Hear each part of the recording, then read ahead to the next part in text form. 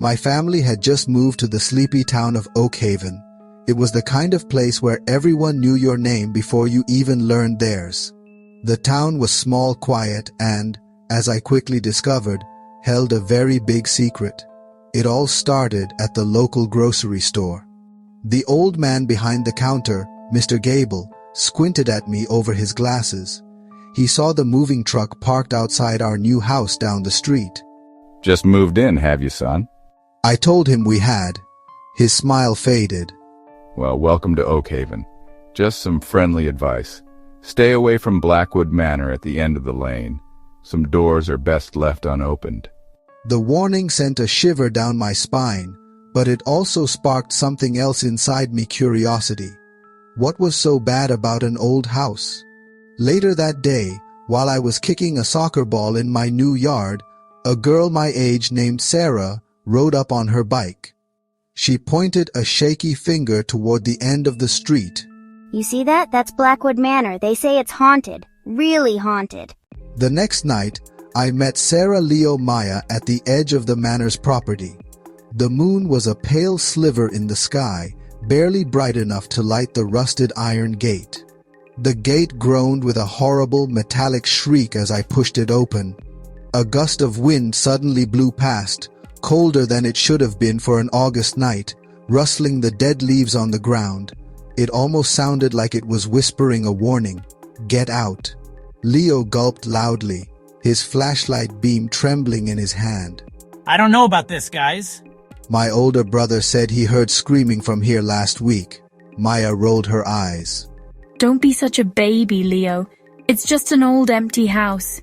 Even she hugged her arms tightly, gaze darting to the dark windows. The front door was huge, dark heavy wood, with a giant iron knocker shaped like a gargoyle's face. I reached out and touched the cold metal. It was a dare. A silent challenge. We had all heard the stories, the whispers. Now we were standing right here, at the threshold of the most feared place in Oakhaven. My heart was pounding like a drum against my ribs. I turned the big brass doorknob. To my surprise, it wasn't locked. It turned with a loud click that echoed in the quiet night. The door creaked open slowly, revealing a hallway cloaked in absolute darkness. A wave of musty air, thick with dust and decay, washed over us. It smelled like time itself had died in this house. This was it, the point of no return. We were really doing it. We were going inside Blackwood Manor. I took a deep breath, trying to calm my racing heart, and stepped over the threshold, my sneakers crunching on something on the floor. I shone my flashlight down. It was a thick layer of dust, undisturbed for years. We all stepped inside, clustering together in the foyer. The door slammed shut behind us with a deafening boom that made us all jump and scream. We spun around. Leo fumbled with the doorknob, but it wouldn't budge. It was locked tight. We were trapped. We weren't alone in the house. I knew it.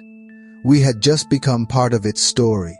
We stood frozen in the grand foyer, our flashlight beams cutting frantically through the oppressive darkness. A massive, dust-covered staircase loomed in front of us, leading up into the blackness of the second floor. A child's antique rocking horse sat eerily at the top. Portraits with dark, disapproving eyes stared down from the walls, their faces hidden in shadow. Suddenly, a faint sound drifted down from the top of the stairs. Creak. It was the sound of a single footstep on an old wooden floorboard. But we were all downstairs. We were all accounted for. My blood ran cold, and I grabbed Sarah's arm. Leo aimed his shaky flashlight beam up the stairs, but the landing was empty. Then, a music box somewhere in the depths of the house began to play a tinkling, out-of-tune melody. A dusty vase on a nearby table wobbled on its own before crashing to the floor, shattering into 100 pieces. We all screamed.